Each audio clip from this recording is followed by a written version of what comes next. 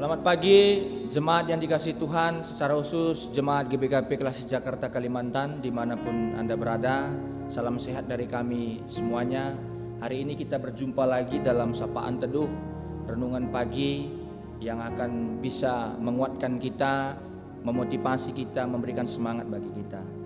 Bapak Ibu Saudara-saudari yang terkasih dalam nama Tuhan kita Yesus Kristus, sebelum kita mendengarkan firman Tuhan pada pagi hari ini, mari kita bersatu di dalam doa. Kita meminta kekuatan kepada Tuhan dalam doa. Mari kita berdoa. Bapa di sorga, kami mengucap syukur atas kebaikan-Mu, berterima kasih atas semua yang Kau berikan dalam kehidupan kami. Susah senang hidup ini kami yakin dan percaya Engkau selalu ada bersama kami. Pada pagi hari yang indah ini, kami mau mendengarkan firman-Mu yang menjadi kekuatan bagi kami. Berfirmanlah Engkau bagi kami ya Bapa, karena kami semua anak-anak-Mu, Jemaat GBKP Klasik Jakarta Kalimantan telah siap untuk mendengarkan firman-Mu. Hamba-Mu yang akan menaburkan firman-Mu, kiranya Engkau berikan roh hikmat kepadanya supaya boleh mengabarkan firman-Mu dengan baik dan benar. Inilah doa dan permohonan kami, dalam nama Yesus Kristus kami berdoa. Amin.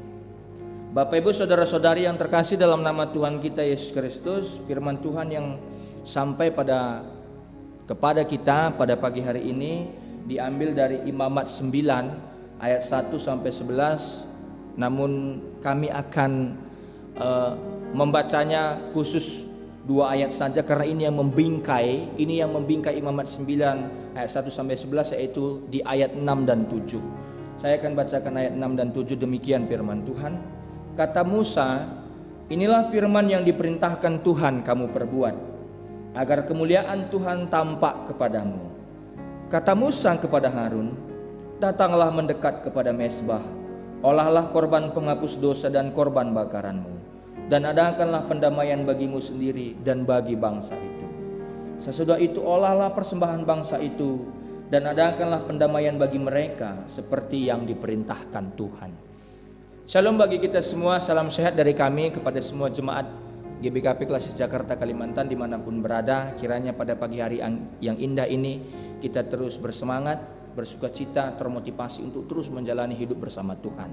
Saudara-saudari yang terkasih dalam nama Tuhan kita Yesus Kristus, tekanan khotbah kita ataupun renungan pada pagi hari ini intinya adalah soal kemuliaan Tuhan dalam Tuhan memilih kita. Artinya di sini ketika Harun dan anak-anaknya dan keluarganya selaku dia sebagai keturunan orang Lewi yang menjadi perpanjangan tangan Tuhan dalam pekerjaannya sebagai imam, mendapatkan kepercayaan dari Tuhan dan dia ditahbis dan dia dilantik, kalau dalam bahasa Karo dia ditangkuhkan seperti itu. Ada tugas yang harus dia kerjakan. Karena tekanan dari kitab Imamat, inti dari kitab Imamat menurut kami teologianya adalah hendaklah kamu kudus sebab aku kudus. Artinya ada pertanggungjawaban yang harus kita kerjakan dalam rangka memperlihatkan kemuliaan Allah, bukan dalam rangka kita merasa megah dalam jabatan yang kita terima. Apapun jabatan itu, baik di gereja, baik di luar, apapun jabatan yang kita emban. Betapa luar biasanya kepercayaan yang diberikan Tuhan bagi Harun dan keluarganya.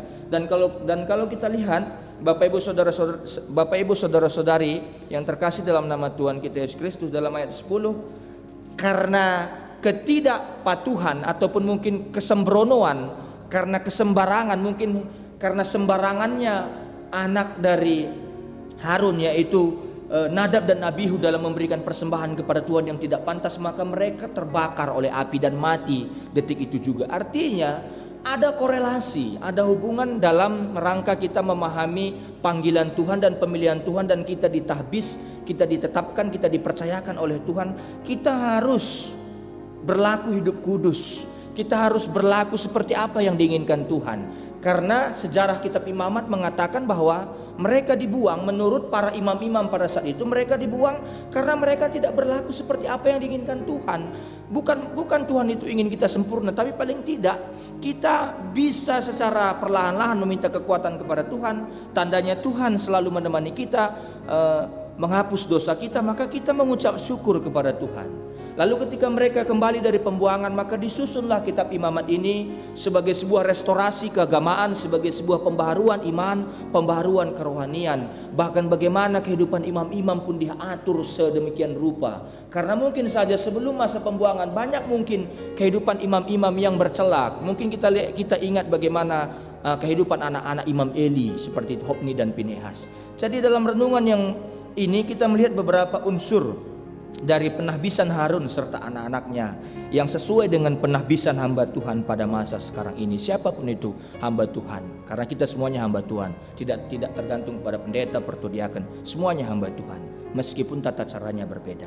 Dan di sini kita dapat memikirkan satu unsur yang lain, yaitu hubungan antara penahbisan hamba Tuhan dan kemuliaan Tuhan. Jadi kita jangan memegahkan diri dengan apa yang kita dapatkan, mungkin jabatan di gereja, dimanapun itu.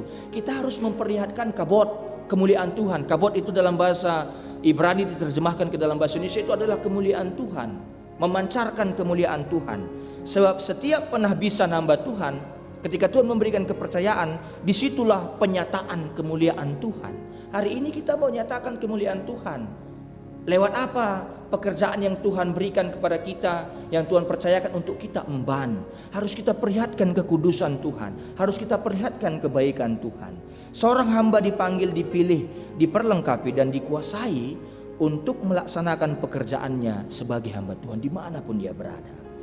Artinya memang orang-orang lain juga melayani Tuhan seperti yang kami katakan tadi. Dan kemuliaannya diperlihatkan melalui perbuatan-perbuatan mereka yang rahmani, yang berani dan yang penuh kasih. Tetapi sekaligus hubungan antara penahbisan dan kemuliaan Tuhan tidak bisa dilupakan.